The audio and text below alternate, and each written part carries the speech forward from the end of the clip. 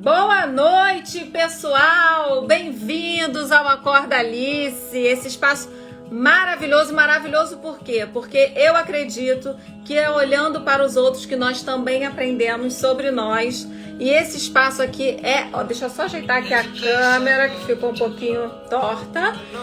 E eu acredito, gente, que cada história que a gente escuta aqui, a gente consegue levar um pedacinho delas pra gente, pra usar na nossa vida, pra pensar sobre os nossos atos, não é isso? Boa noite, Breno, que saudade, Gabi, Paulinha, Mari. Ah, olha, hoje a gente vai conversar com a Marina, que já entrou aqui. E Marina é terapeuta psicossomática. Ela teve um sonho, desde muito pequena, de ajudar as pessoas a cuidarem da saúde mental. E ela fez um caminho, aí como sempre, né? Não é um caminho reto, mas ela fez um caminho muito interessante para dividir com a gente. Vou mandar aqui o convite para ela. Boa noite, meninas. Mari, vê se você recebeu aí. Peraí. Marina. Ah, agora sim apareceu. Você recebe aí, Marina? Aí! Boa noite, Marina! Pronto, tirei a Boa musiquinha. noite. Bem-vinda ao Acorda Alice. Obrigada por ter aceitado o convite. Foi um prazer conhecer mais da sua história. E agora a gente vai contar aqui para os meus seguidores, para os seus também que estão vindo, que estão entrando aqui na live. Bom, pessoal, vamos começar agora. Primeiro eu queria saber de você, ô Mari. Posso chamar de Mari? Pode, claro, com certeza. Primeiro eu queria saber de você o que é a terapia psicossomática?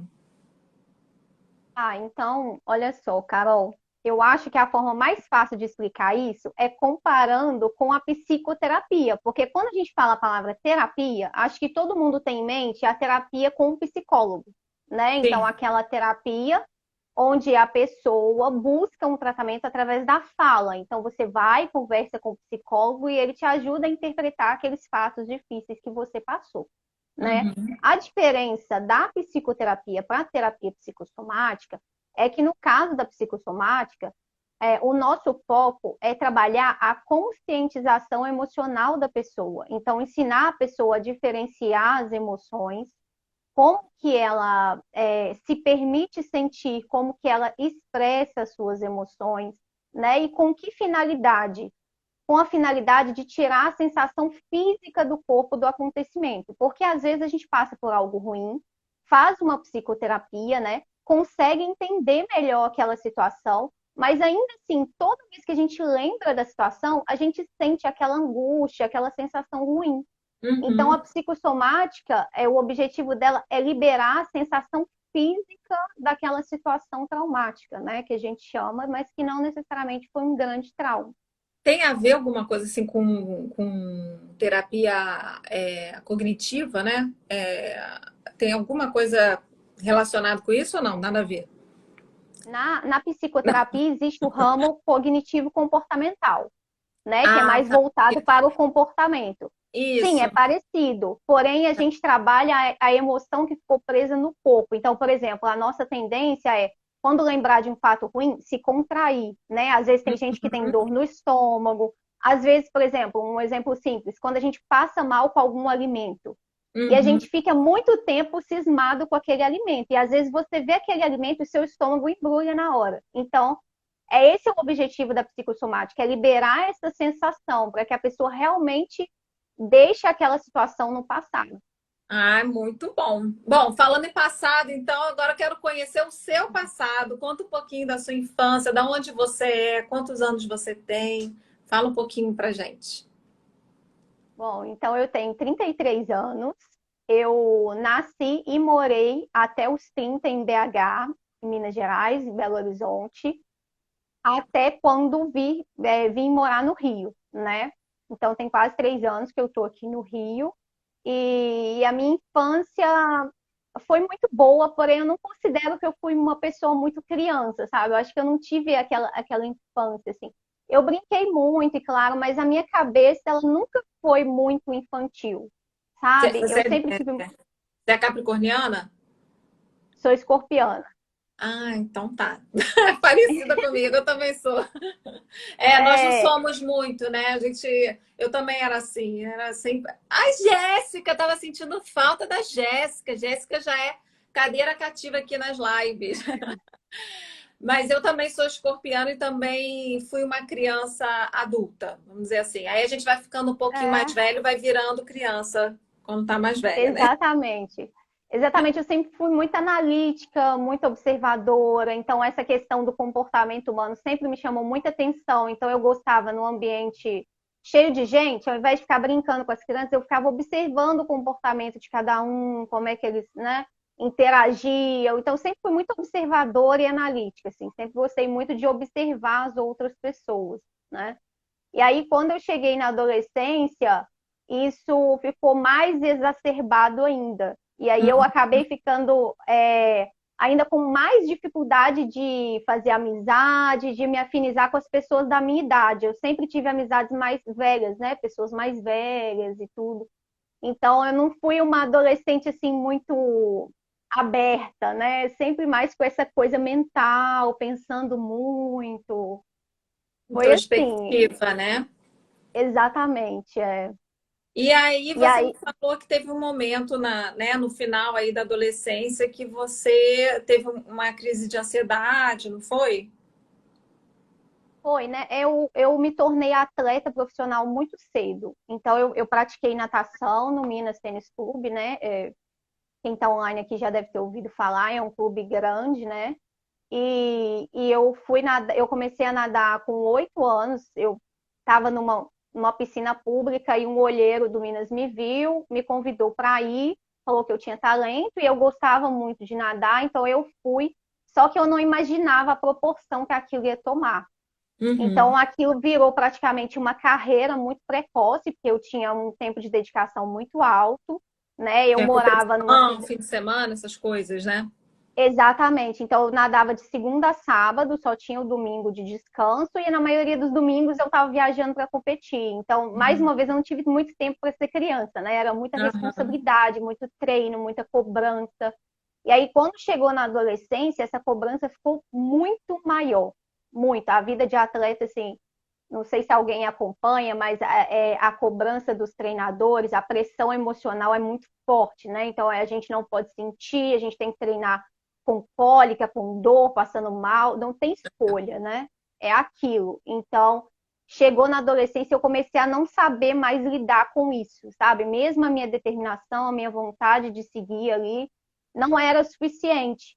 E aí Quantos anos mais ou coincidiu, menos você tinha nessa época? ó, eu comecei com 8, né? E eu saí do Minas exatamente na época do vestibular, porque eles falaram: olha, não dá para você fazer uma faculdade e seguir com o treino. Eu falei: então, tchau, né? Porque eu quero estudar.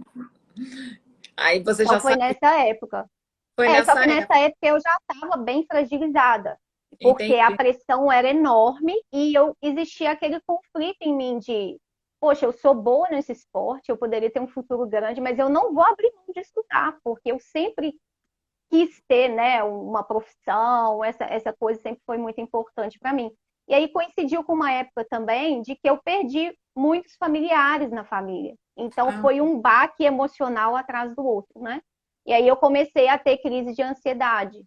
o que que você sentia, ô Mari, nessa época? A minha principal dificuldade era no momento de dormir. Então eu não conseguia desligar. Eu pensava, Uhum. né, como eu sempre pensei demais, nessa época parecia que minha vida estava acelerada, sabe? Igual os áudios de hoje em dia. Eu pensava muitas coisas ao mesmo tempo, e se ia me dando uma angústia, eu começava a ter dificuldade de respirar, então eu chorava muito, né? Eu tinha um certo pânico de fazer atividades à noite, sair de casa, porque eu comecei a ter medo de passar mal fora de casa. Uhum. Então, era mais isso, assim, o pensamento acelerava muito e eu não sabia como lidar. E como é que você nessa época conseguiu sair desse lugar assim para que depois você entrou na faculdade, não foi? Foi. E Eu o entrei que na que te faculdade, ajudou? quando eu entrei na faculdade, eu ainda estava com essa ansiedade bem exacerbada. Na época, eu tive um diagnóstico que eles chamaram de estado depressivo, que não chegava a ser uma depressão, mas eu tinha momentos depressivos, né? Que eles Uhum. falaram que era justamente por causa da ansiedade, né? Então, nessa época, o que me ajudou, como eu tive uma fase bem ruim, na hora que eu tive que largar a natação, foi muito difícil para mim, eu fui a um psiquiatra, pedi ajuda, iniciei uma medicação, só que eu já tinha plena consciência que a medicação não ia resolver o meu problema, que aquilo era uma força inicial para eu conseguir me levantar. Só que a Entendi. medicação, ela vicia um pouco a gente. E aí Hum, chegou num ponto em que eu não conseguia dormir sem a medicação. E aí, quando eu cheguei nesse ponto, eu mesma me dei um basta. Eu falei, agora chega. Eu não quero viver de remédio, eu não quero viver dependente. Então, eu fui fazendo o desmame da medicação e foi na cara e na coragem, não teve uma fórmula, sabe? é, Eu é bom decidi que eu porque ia largar. é importante. Você era muito novinha, né, para ter essa cabeça. E normalmente a gente sempre quer a maneira mais fácil de se livrar de algum problema, né?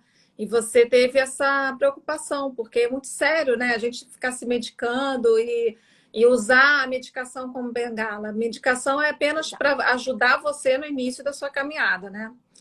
Isso Bom, mesmo. e aí você entrou na faculdade de arquitetura, não foi isso? Foi, então, eu não consegui seguir meu plano A, né? Eu sempre quis fazer, Ah, é, conta eu isso, é sempre quis, verdade. Sobre o seus meu sonho sonhos. O meu sonho desde pequena era ser psiquiatra. Mas hoje, Uhum. eu fazendo a minha leitura, eu entendo, porque quando eu era pequena, eu queria trabalhar com a mente, porque eu gostava de observar essa questão mental. Então, na minha cabeça infantil, para eu cuidar das pessoas e trabalhar com a mente, só existia a opção psiquiatra. Então, eu fiquei com essa monoideia a vida inteira, né? Uhum. E aí, E só que como eu estava escorpião é passando. muito profundo, né? Então, assim, não é psicóloga, eu quero ser um psiquiatra, porque eu quero estudar a mente humana e saber como que É, eu posso realmente aprofundar nesse assunto. E aí, exatamente. o que que Só que aconteceu? como eu estava passando por essa fase difícil, né, emocional, as minhas notas caíram, eu sempre tirei excelentes notas. Eu sabia que com o meu padrão eu passaria numa faculdade pública para medicina, mas nessa época eu sabia que as minhas notas não seriam suficientes, que eu não estava bem, né? Uhum. E infelizmente meus pais não tinham condição de me pagar um cursinho para até eu melhorar e tentar a medicina. É Aí eu só para pensei, vocês bom, entenderem, meninas, esse rostinho de anjo aí, ela conseguiu bolsa 100%, né, na melhor faculdade, na melhor escola da sua cidade, e ela era aluna de 9, 9,5, 10, entendeu? Então, ela tinha toda a condição aí de se dedicar para estudar medicina, né, prestar para uma faculdade pública, porém, a questão da saúde mental dela acabou atrapalhando. Então, como você não pôde fazer medicina, acabou que você fez arquitetura, não é isso? assim, eu não sabia o que escolher, porque para mim não existia outra opção, né? Eu cheguei a pensar em fazer psicologia, mas quando eu vi as matérias, as coisas, eu pensei, não é exatamente isso que eu quero. Eu achei que aquilo era muito teórico e eu queria uma coisa mais prática. Então eu comecei a pensar nos meus outros hobbies. Eu sempre gostei muito de desenhar, sempre gostei muito de decoração, essa coisa da harmonia das cores. Eu pensei, quem sabe arquitetura, mas eu não botei muita fé, Hum, sabe? E realmente, quando eu entrei, eu já vi que não era minha praia, porque eu não ia ficar desenhando o tempo inteiro. Eu ia ter que lidar com cimento, não sei o sim, quê. E eu falei, sim. não, Não é para mim. né? Não. E E aí, aí como é que foi chegou a biologia? Qual era o nome? Qual o nome ciências ciências biológicas, biológicas? é E, biologia. Foi, e foi aí, bem fora, para falar a verdade, assim, que eu estava na arquitetura, eu já tinha conversado com meus pais, falando, olha, isso não é para mim, eu gosto de uma coisa da saúde, eu quero trabalhar com gente e tal. eles E aí, chatearam, Mari? meu pai não, meu pai, para ele tinha sempre essa ideia que tinha que ser faculdade pública e de preferência ou direito ou medicina, mas a minha mãe sempre me apoiou em tudo. Então ela falou, olha, filha, se você não está feliz, vamos sair, Vai não em tem busca da sua porquê. felicidade, né? Exatamente. E assim, eu lembro, eu sempre fui muito de meditar, né? Essa coisa de novo mental, né? Ficar em silêncio, eu gosto muito de silêncio, então eu fico comigo mesma há muito tempo. E eu lembro que nesse dia que eu decidi desistir da arquitetura, Eu fiquei quase uns 40 minutos em meditação, só pensando, e eu lembro que eu me fiz uma pergunta. Como que eu vou voltar para o meu caminho original? Se não é o meu caminho original, como que eu vou traçar um novo caminho para cuidar das pessoas, do campo mental, das emoções? E dormi. Depois disso, isso era à noite. Quando eu acordei, foi como se a resposta foi tão clara que eu quase que eu escutei alguém falando no meu ouvido, faz ciências biológicas. E na hora eu falei, gente, o que é ciências biológicas? Não mexe com bicho? Eu achei que era mexer só com animal, eu não sabia que tinha a parte, né, de saúde. E eu fui Aham. pesquisar e me encantei pelo curso, fiz e E aqui lá você estou encontrou, formada. você encontrou seu marido lá, não? Sim, eu Foi lá, conheci meu marido na faculdade. Nós na fizemos, faculdade. E aí eu você conheci ele começou a no segundo estudar, período. aí foi se profissionalizando, fez pós. Você chegou a fazer doutorado também? Sim, eu fiz. Como aí, nessa época, eu pensei em seguir a carreira acadêmica, né? Virar cientista, que no caso depois me tornei. Eu sabia que eu tinha que subir todos os níveis da vida acadêmica, mestrado, doutorado, pós-doutorado, que é a vida científica do Sim. Brasil, né? Então, quando eu entrei na faculdade, eu já entrei com esse propósito, né? Então, eu já foquei nas minhas notas, me tornei monitora. No segundo período, eu também já entrei na iniciação científica Uhum. no Instituto de Pesquisa, onde eu fiz as minhas formações. Depois eu fui para o UFMG, fiz mestrado, doutorado, fiz um pós-doutorado, depois fiz mais dois pós-doutorados. E começou a dar aula também. Você foi professora universitária, né? Depois. Agora conta Sim. pra gente como é que é a vida de uma cientista professora universitária aqui no Brasil. Ah, é ruim falar isso, porque se tiver alguém aqui querendo seguir carreira científica, Não, a mas gente é bom porque desanima a você está pessoa. dizendo, você está falando a verdade, não é? E aí a pessoa É, vai escolher, pelo menos é a sua experiência. Pronto, não é a verdade, é a exato, sua experiência. exato. Bom, aqui no Brasil, assim, a carreira científica fora é muito valorizada. E se a pessoa tem experiência de ir para fora, isso ela vai com certeza ser muito bem reconhecida. Mas no Brasil não é uma profissão reconhecida, né, a ciência. E então a gente não tem um salário, não tem carteira assinada, não tem benefício, não tem férias. A gente trabalha em todas as datas comemorativas, né? Natal, Réveillon, tudo. E a carga E como é horária que de você trabalho. pagava os boletos? Era dando aula nas faculdades? Não, na pesquisa, a gente recebe uma bolsa do governo, né? Uhum, E aí essa bolsa é proporcional ao nível que você tá. Então, por exemplo, no mestrado é R$ 1.500, no uhum. doutorado é 2.200 e depois no pós-doutorado é 4.100. E aí, só que não tem reajuste, então esse valor é fixo, né? Independente das horas que você trabalha. Em paralelo, a gente dá aula na universidade. Então, se você não for concursado, que era o meu caso, você dá aula como voluntário. Então, eu fazia 8, 10 horas na pesquisa de dia e depois eu já ficava na universidade para dar aula no turno da noite, né? Olha que loucura. É, E é, aí é a um pouco vida sem foi ficando. perspectiva. E você não estava assim trabalhando com atendimento, né, o Mari, que eu acho que era o seu grande sonho, sempre foi você colocar a mão na massa ali e conhecer e estar em contato com as pessoas que estavam sofrendo por questões emocionais, certo? E aí, Exatamente. né? Bom, aí quando você conta que aí quando foi esse momento assim que você, cara, vou ter que mudar um pouco essa história aqui, né? Você me falou que seu marido recebeu um convite. Agora conta a história aí você. Foi. Na verdade, foi um pouquinho assim. Na verdade, eu sempre soube que em algum momento eu ia passar por essa transição. Mas Uhum. eu não me considerava, eu não tinha coragem, porque na época eu encarava o dar um novo rumo na minha carreira como abandonar aquilo que eu tinha construído 10 anos de pesquisa. E aí eu Você já precisei tinha, mudar já isso estava na minha estudando cabeça. 10 anos, contando com Eu já estava 10 faculdade, anos. pós. Gente, é Já muito estava 10 tempo. anos. Uhum. E aí eu tive que desconstruir essa ideia na minha cabeça de que não, eu não ia abrir mão do conhecimento que eu peguei. Pelo contrário, eu ia usar esse conhecimento para atender melhor a pessoa. Uhum. E aí, logo antes do meu marido receber essa proposta de emprego, eu já estava grávida e eu estava fazendo um pós-doutorado lá em BH. E esse projeto, ele me mantinha mais em contato com os pacientes. Então, para coletar o sangue do paciente, aí eu comecei a ter a A vivência tomar do que eu gosto, né? queria. Uhum, Exatamente, eu comecei a conhecer a história das pessoas, então eu comecei a entender por que, que o sangue da pessoa estava daquele jeito, que não era só uma questão fisiológica. E aí, uhum. logo em seguida, veio a proposta do meu marido para vir aqui para o Rio. E ele falou: E aí, o que, que a gente faz? Eu falei: Vamos embora, vamos embora. Eu precisava de um ambiente Uma novo para mudança, me né? dar essa força. É. E Uhum. aí veio a pandemia. Aí quando veio a pandemia, eu falei, é agora, vai ser agora, eu vou aproveitar para cuidar de mim, tirar aquele restinho de cansaço de início de maternidade que tinha, né? Meu Sim. bebê tinha dois Ah, meses, 3 meses, tinha 2 meses quando vocês vieram para cá? E aí ficou dois longe meses. das avós, todo mundo, né? Uhum. Nós ficamos aqui nós três, sem conhecer. Eu conheci a cidade, mas assim, não o bairro onde a gente mora. Então ficamos isolados e eu usei esse tempo para me reinventar mesmo. Eu falei, vai ser agora e foi. Ai, que bom. E aí chegaram aqui, você se organizou com, né, com o seu filhinho e tal, na nova casa, mas como que surgiu a história dessa terapia na sua vida? Como é que foi essa descoberta, né?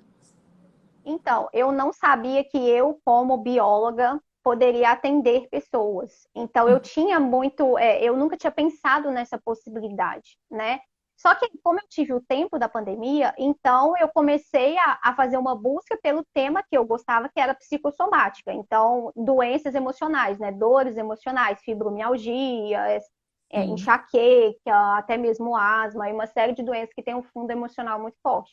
Eu fui procurando por isso. Aí eu vi uma especialização em psicossomática. Eu falei, ah, bacana, são 6 meses. Aí eu fui ver se dentro dessa especialização tinha uma formação para atender pessoas. Aí esse curso tinha uma formação para pessoas que não são psicólogas e que te dá o preparo para receber uma pessoa, ou atender, e conversar e tudo mais. E aí casou com o que eu queria, né? E aí depois eu só pesquisei dentro do Conselho de Biologia se eu, como bióloga, poderia me tornar terapeuta. E sim, todo curso que está dentro da área da saúde, você Olha pode que atuar como legal. terapeuta. Ah, que bacana. Aí você fez essa especialização e criou a sua metodologia, né? Exatamente. E como é que é essa? Conta um pouquinho do seu trabalho agora pra gente.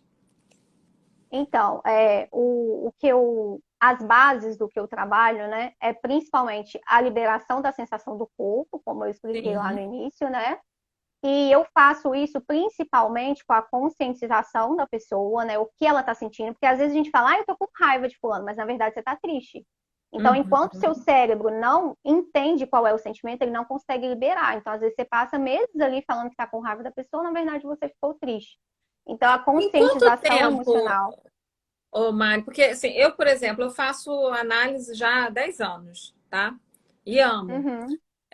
Mas quanto tempo esse é para você esse processo de entender o que que faz com que a pessoa tenha essa reação corporal, e que a pessoa também enxergue isso e compreenda esse hábito? É um hábito, né? É.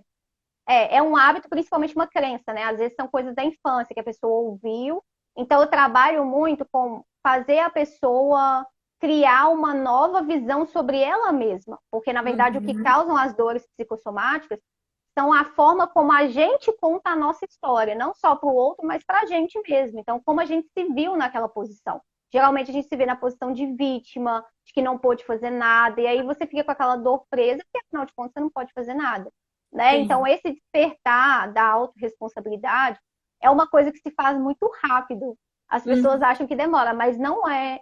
É como girar uma chavinha, Olha, sabe? É como girar uma chavinha. Você literalmente desperta a pessoa. Quando você começa a passar a linha do tempo com a pessoa e narrar a história de outra forma, a pessoa percebe que existe outro jeito de contar a mesma história. Ela sai gente, da posição de vítima. você sabe que eu trabalho com comunicação, né? E eu falo, meu trabalho é muito baseado na história da pessoa, em trazer, porque hoje em dia, para você se comunicar e para você sobressair aí no meio digital, você precisa ter uma comunicação muito autêntica. E eu sempre falo da importância da gente olhar para a nossa própria história e pegar pontos dessa história para que a gente possa trabalhar essa comunicação da melhor forma, né? E você também trabalha, olha que coisa interessante, com a história da pessoa, porque outro dia eu assisti um vídeo maravilhoso que eu esqueci o nome dela, ela era terapeuta também, e ela falava assim, para mim, a genialidade de uma pessoa tá em pegar a dor dela e transformar isso em trabalho. Porque só sentindo a dor a gente consegue, de fato, passar para o outro, né? Eu, por exemplo, eu fui uma criança, né, criada numa família mais tradicional, as mulheres não falavam muito, e eu sempre fui muito espontânea, muito comunicativa, e de uma certa forma me sentia presa. E eu não acabou que eu cresci, não sabia muito bem me posicionava de uma forma muito exagerada, às vezes, por vezes eu escolhia ficar calada.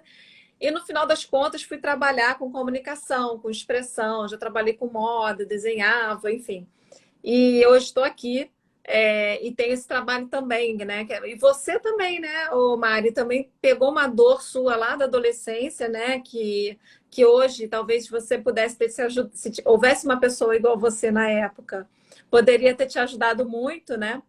E assim, outro dia eu estava numa mentoria com a Déia Buriti, que é maravilhosa, e ela falando dos próximos passos, né, da humanidade com relação a mercado, a consumo. Ela falou que cada vez mais nós, mulheres, vamos ocupar muito espaço, justamente por essa economia de uma ir ajudando a outra, né? Porque a gente sente, e aí de repente você vai encontrar 10, 15, 20, 50 mil pessoas que sentem igual a você, e vocês vão poder, e a gente pode contribuir para essas pessoas de uma forma.